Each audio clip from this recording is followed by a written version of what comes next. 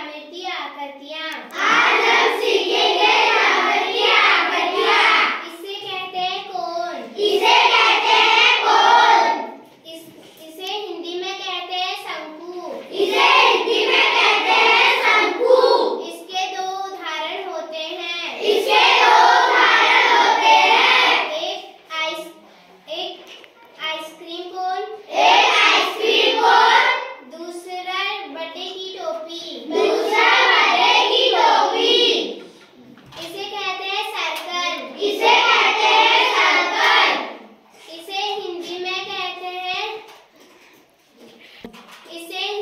वृत्त कहते हैं। इसे हिंदी में वृत्त कहते हैं। इसके दो उदाहरण होते हैं। इसके दो उदाहरण होते हैं।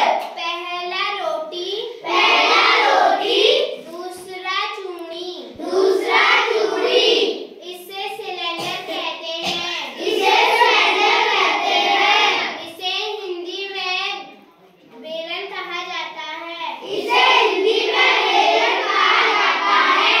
इसके दो उदाहरण होते हैं। इसके दो उदाहरण होते हैं। पहला